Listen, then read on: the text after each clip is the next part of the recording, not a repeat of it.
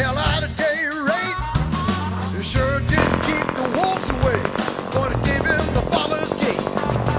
When we hold the woodman's woodshed, it's a sight to be seen. But he's got kindling nighttime birds, two gourds of the green. Well, people often ask him why he chose this game. Something about that power saw and the sap runs through my veins. Oh yeah! Just the smell of the two-stroke, baby. Yeah, yeah. All the way through my veins. Tim Burrell. I can't pronounce your last name. I'm gonna try. Tim. Let's see. I got it right here in my little booksy poo. Tim Barrel. Tim Barrel.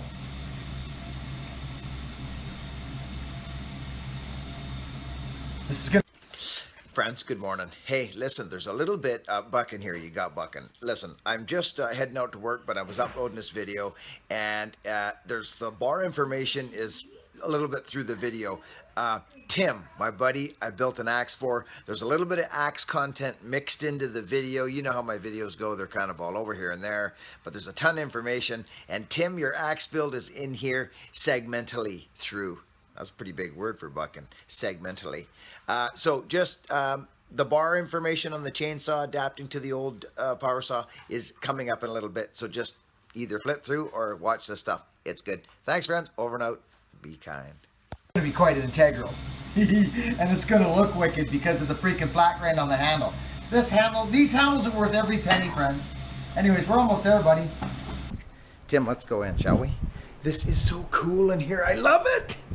It is, friends. It's cool from back there. Look at the flags blowing up in here. It's breezy. It's beautiful. Okay, I just want to check something out. I'm going to give it one of these. That's it. That is it, literally. And this tells us now. It's funny, these old vintage, yeah, see, we're almost there. This is actually going to be quite nice. And it's going to allow it to take a nice wedge. It's going to be good. We're going to drop down probably to right there. A little bit more. We're almost there, Timbo. Hey, Tim, I want to do something with you. I want to do this with you. I want to burn this handle with you, buddy.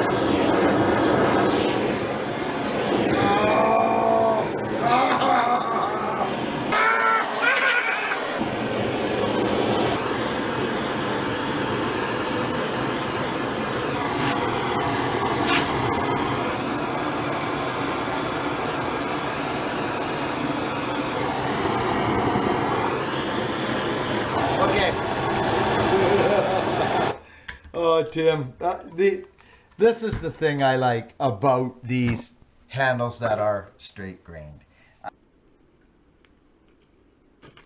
Nice stuff, Tim. Really nice. So, friends, hey, Beaver Tooth, buddy, you did a good job. You did. I mean, I'm looking in here. You did you did a real good job. Yeah, I know. Pretty cool, eh? Yeah, the old bench. I love it. It's cool. Hey, how's everybody doing? I'm hoping well. I truly am. I hope you're doing well. Now, what we got, friends, is it's kind of funny. It's a POULAN, friends. It's a little POULAN. I ran it yesterday. I'll show it to you here. It's a freaking dandy. It's a 455. A Pro 455, but I ran it, but Nick brought it out, and the chain's not right. I don't know what happened. I think maybe he burnt it, or someone burnt the chain because it won't file.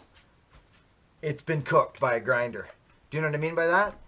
If you're gonna grind your chains with the little grinders you guys get, you know, whatever, the round grinders or whatever, don't try and take your time. Don't lay on them like hard, I mean, like Cletus does with the Watka. You'll cook them. They become unfileable. So what I'm going to do, because I don't have any of this 50 gauge chain, what I'm going to do is try and adapt a bar to this POULAN today. That's what we're going to do. We're going to try it. Now I think what I'm going to do is pull one of my lightweight bars off of my 394, because I've got a 36-inch bar for the 394, which it'll pull all day long, and its partner beside it. So I'm thinking of taking that 32-inch, because that's max bar for this saw, is a 32-inch. It's a 72cc power saw, and it's nice. I ran it yesterday, but it wouldn't cut, but I felt the power inside. I felt the power inside the motors. Okay, so I did. So I got a lot of hope for this machine, and I'm excited to run it. But we're gonna take the bar and chain off it, and see if I can adapt another bar to it. I may have to do some filing or grinding, I don't know. But the first steps in doing that, what you do, this chain is garbage actually. It is, it's garbage. So let's just get rid of it. Really garbage, friends. So we'll throw that in the metal bin, because I got a little metal bin that I throw all my little scraps of metal. I don't throw them in the garbage. Okay? So we ground the bar about 5 or 6 passes on each pass. And do you know what, friends? Something was very funny when I ground this bar. And I mean, I ground it. Oh, you can actually see what the gentleman was doing. You know what he was doing? And there might be a lot of people that do this, and I urge you to maybe try to not do it as much as you're doing it, because for starters, friends, it's harder on you. And what that is, you'll see, guys, the first thing they'll do when they go to buck a log is they'll dig their dogs into the log and whomp. So what they're doing, they think they're cutting faster. They're using the dogs and this part of the bar. Well, actually, you can see that's what he's been doing. This is funny. This is really funny. Look at, friends. Look at the bar. Look at all the wear right there, friends. You see that? Right there. All the wear is right there. And you can actually see that he never flipped his bar, not once. This is really interesting. I got to share this with Nick. Friends, look at. Nothing. It's all the same wear. Completely the same wear. I mean, there's no, that's just whatever that is. But you can see that he was literally bucking with, he wasn't bucking with his tip at all. And another reason I know he wasn't using his tip of his power saw, it's in pristine shape. Is that a 3/8? It is. I need a 3/8 tip for that McCulloch. I think I'm going to scarf that out of there. Anyway, whoo, cling, cling. Hilarious, friends. We couldn't get the edges here to meet. One was shiny, the other one was not. Friends, I passed it about 4 times on the bar grinder. I couldn't get it. This came up quick, this area, but he was cutting right there at all times. Right there, you can see it. That's crazy. Flip your bars, friends. Please, flip your bars. It's crazy when people do that. Okay, I'm going to go get a bar. Talk to you in a minute. Okay, friends, I just want to bring you in on this. I've got a 30-inch organ bar. And I've also got a 32-inch lightweight organ. And it seems to me that the lightweight bar, oh, isn't this interesting? This is actually very interesting. The lightweight organ, these studs on this POULAN 455 are big. So take your old bar, friends. Take your old This is a Windsor bar with the 50 gauge. And line them up like this, friends. Line them up. Take a look and see. So what I'm seeing instantly is that the adjuster holes are lining up nicely. Very nicely. I'm seeing that there might be some adjustment needed because these are square. They're pretty big. So I'll just put it on the power saw and I'll see if I can get my adjuster in. That's your key. That's one important thing, is the adjuster. And also what else is very important is getting oil to the saw. So when I look at this, so this bar looks very similar in everything, really. I'm looking at it. I may have to grind out the adjuster holes a bit, which is not a big deal. You do it with a power saw file in 5 minutes, literally. And now what I look at is I look at the oiler holes. Friends, these literally look like they're exactly the same. I think it's going to get oil. Friends, this is a 30 inch. Oh, pardon me. That's the 36 inch bar. Lightweight organ, which the other one. But what I noticed about this, the lightweight bar, is it doesn't go on the studs.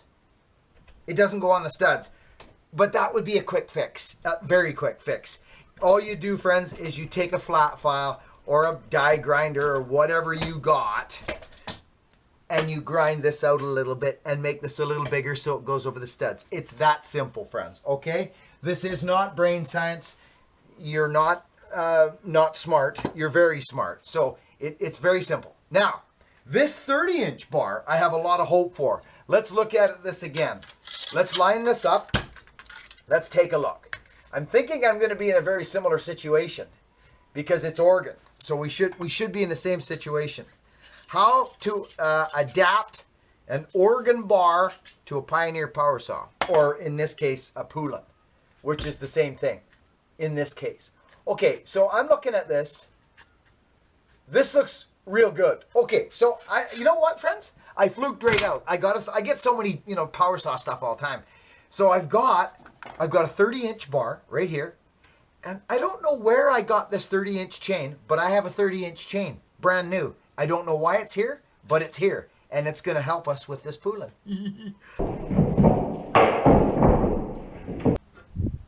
So this is kind of the part that I really like to share with the axe build. And it's this one here. It's this part here. Yes, indeed. It is this part. You know the part I'm talking about? Yes, I bet you do, my friend. I bet you do. Get in there, you.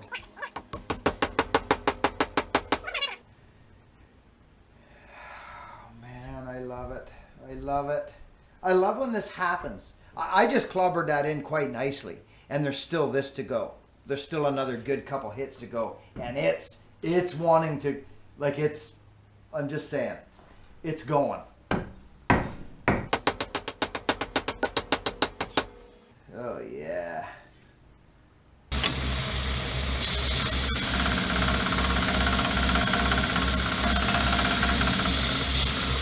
This cherry I've been poking away at pretty good. Look at it, friends. And it is solid. You know whose axe took care of that big chunk? Was Landfill's, actually. It was Landfill's. His is sharp. It's really sharp. Going at it. This axe is actually quite sharp as well. Oh.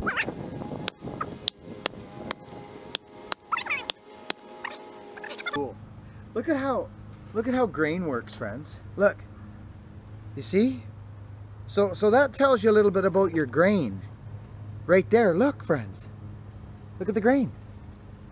Look at that. That's so cool. So, leaf spring? Meep, meep. Look at this, friends. This is it. Here's the leaf spring axe right here. That's what your handle's doing, Brander. See? Now, when you got straight grain, okay, which is this, right? You don't have that as much. You see? Isn't that neat, friends? That's so cool. I just took a sliver off of here like that. There's another one. Oh, that looks wicked. This is cool, friends. Look. So here it is again. There's the leaf spring handle right there. Sideways grain, right? Like this. You see? Neat theory. Anyway, we're still pounding away here.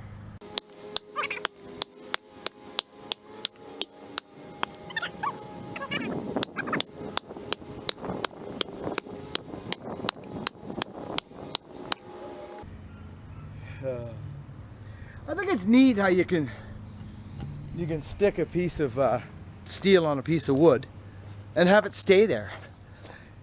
I think that's cool. It is a gorgeous, gorgeous split axe, buddy. You wanted a split axe? This is it. You know, I love making these things, friends. Tim, thank you for having an axe made here. I'm going to basically just going to hit it with the Watka. This axe is done. I'm going to do a bit of cleanup up top. I'll put a wedge in the top. Most definitely I will. This is down, brothers and sisters. It's down on the shoulder. It really is. It's a great axe. I like this. I like this style of axe. It's really traditional. It's traditional, old school. Just, oh, this handle. Oh, you guys got to stick around for this. I can't not show you this now. See this freaking handle.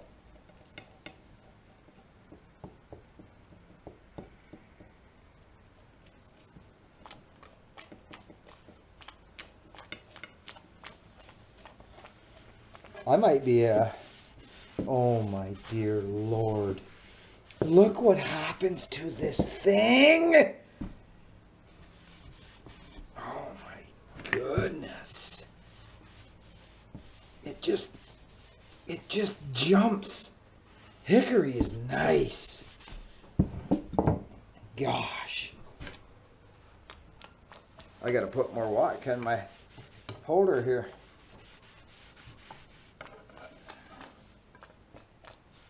Oh yeah, friends. There we go. So I gotta go buy me a blowtorch. Victor needed his back. His dad needed his back. So I was using Victor's. You know the thing I'm talking about. What do you call that thing? Not the I call it a blowtorch. What that thing that I used to get going there and burning to put my stamps on. What do you call them things? Flamethrower? No. Another happy axe, friends. Hey.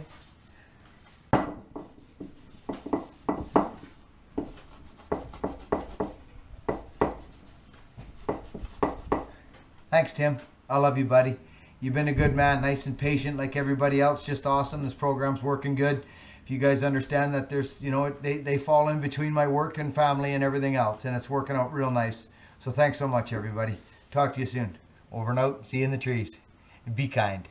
I'd like to throw a 32-inch lightweight on this is what I'd like to do, and I probably should do that. I actually probably should.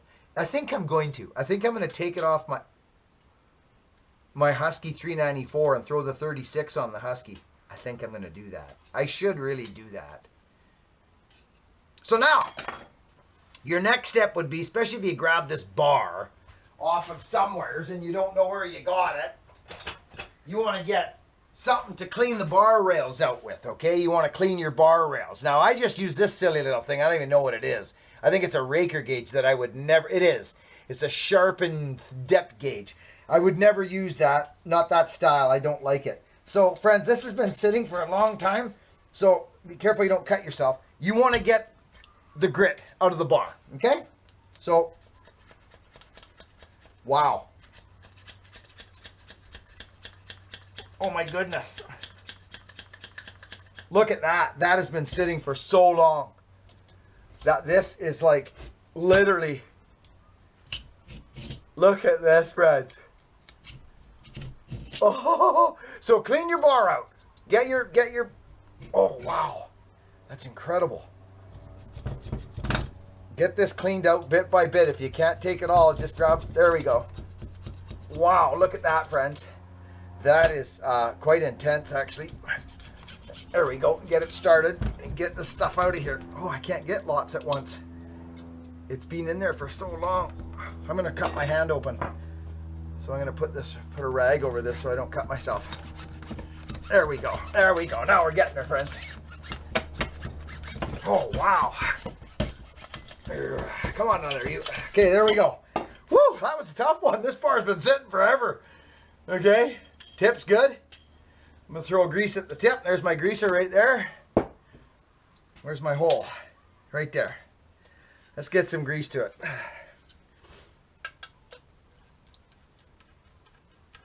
There we go. Oh yeah, there she be. Hey, look at that. Grease helps with heat. Okay, so now I think we're ready to go on. I'm literally thinking it's going to be that simple today. I'm not positive, but I think it is. So now, friends, remember two things, and it can be gotten to quite easily, friends.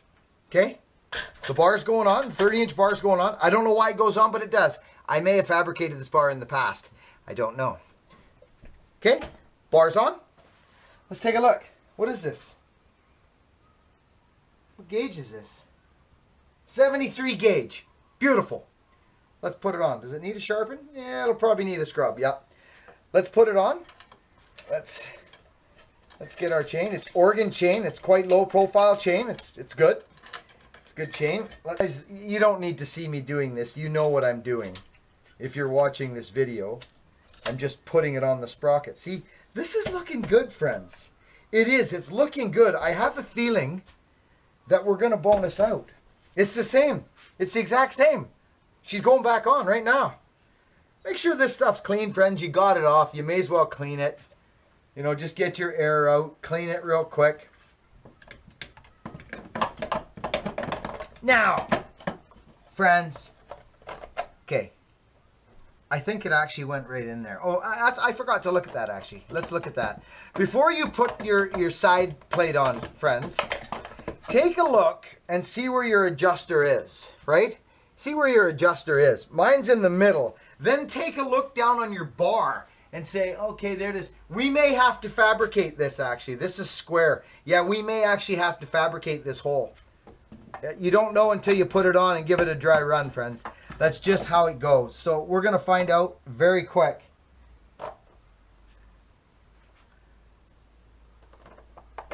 Okay. Yeah, we may have to. Ouch. Yeah, I think we may. So friends, it was quite simple. By lining up the bar and then grabbing the side plate, bringing it over to the bar, putting it in here, taking a look, dropping it in there. You see? Okay? It does go in. See? There, it's in. You can see it there, it's in, but then look at your holes. You see? They're not right. They're not right. They're very close, but they're too low. So we need to grind up. We need to make space in this power saw bar. And how we're going to do that is really high-tech stuff. Really, really high-tech. I want you to be careful. Let's slide this down here so we're not moving around as much, shall we? Let's do it. This is literally how simple this is, friends. You got to get the adjuster to go in. And while you're doing one, maybe widen it a little bit, friends. Make it like a square, because that's what this is. This other one was square. You may as well hog the hole out a little bit.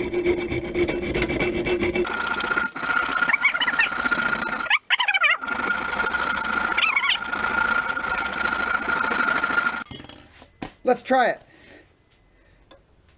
Let's see if we actually took enough, friends. We've already got the chain on there, so we don't have to worry about that.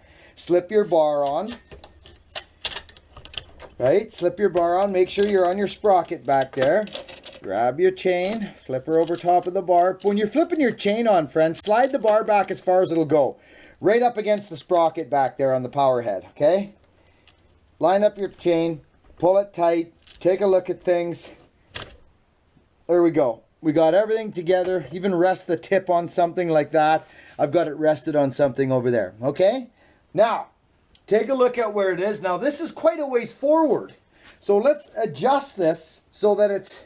Oh, this looks good. This is actually forward as well. Okay, this might work. Let's make sure that we've got our ducks in a row here. Let's see. Okay, this almost looks like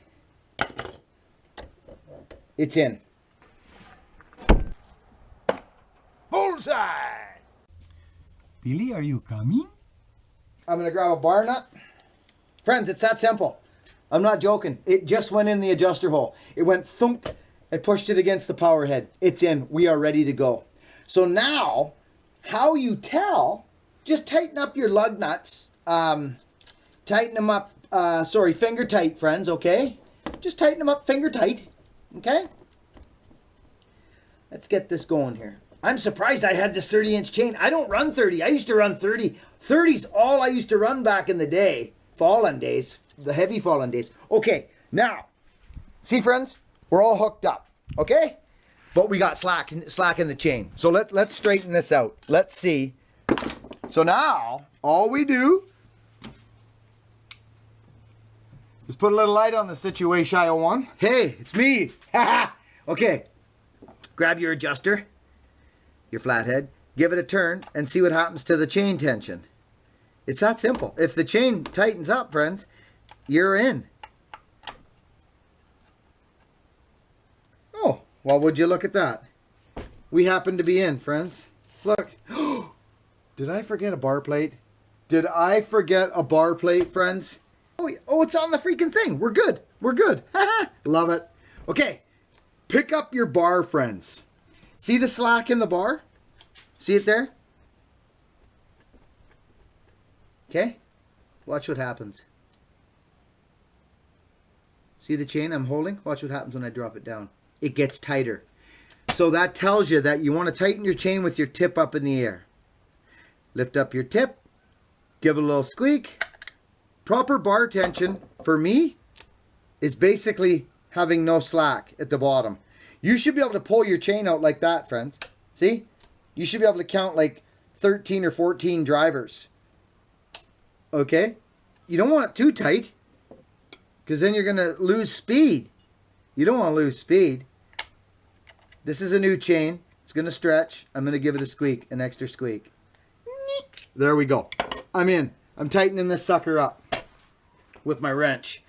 Now, easiest way to tighten this up, friends, is grab the back of the pistol grip, back here. Just grab the pistol grip where the gas is, the trigger, and lift the bar up so that this lifts the tip up on its own. And tighten up your bar nuts. And we're going to go sharpen it, and we're going to freaking cut something with it today. That's just how it's going to be. Now, Nick tuned the carburetor. I think he did an okay job. He says he's not very good at it, but I think he's probably fine at it. Okay, that was adapting an organ bar to a POULAN saw. Okay, you can adapt many bars to different power saws. The main two things, friends, is your bar adjuster. You can fabricate that. It's simple. It ain't brain science. I just done it. And oil. Make sure oil gets there. Sometimes what you have to do is get out your grinder or get out your little die grinder, get out something and make a channel for the oil in the bar, just so that when it's flat against, the oil comes in and it presses and it goes up that channel into the oil hole, from the channel to the hole. It's quite simple, friends. It really is. It's just daunting to some people because if it doesn't fit, it doesn't fit. Another third thing is the bar stud nuts. If they're too big and they won't go on, literally, friends, flat file. But file evenly on what, grab, 20, 30 strokes, flip the bar over, do the other one so it ends up the same. Split the difference. Come see, come saw. Okay? I think that's pretty much it. That is it. You just got to make sure that, and now if it's too big, if the bar's too big and it's slacking up, there's a couple things you got to think about doing. Is getting some little rings that go in there, like an S ring. You can buy them. It goes over the bar studs, but it can only be the width of the bar. It's got to be teeny. You can make them yourself. I've personally made them out of brake line.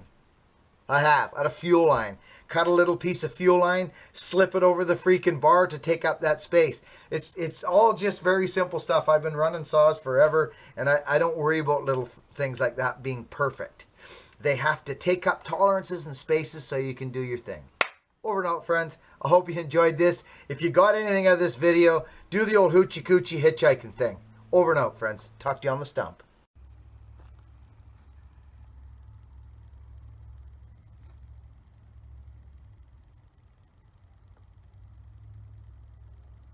Nick, that's nice. It's a thing of beauty. I like that. I might have to make one for the 60. Yeah. Well, let's see what it cuts like. Nick, do you mind running the phone here? Sure. Yeah. It's Hey, look at that shirt. what shirt? That one. This one? Yeah. Oh, That's a nice shirt. well, thank you. Thank you very much. I guess we better give this a shot, Nick. I would say so. You got this on the dumpster, didn't you, Nick? It was going to the dumpster. I think it was on its way. Now, how'd you go about getting this? Did you have to pay some money for this particular saw, Nick? I think it was about a $50 saw. $50. $50. I told you that, didn't I?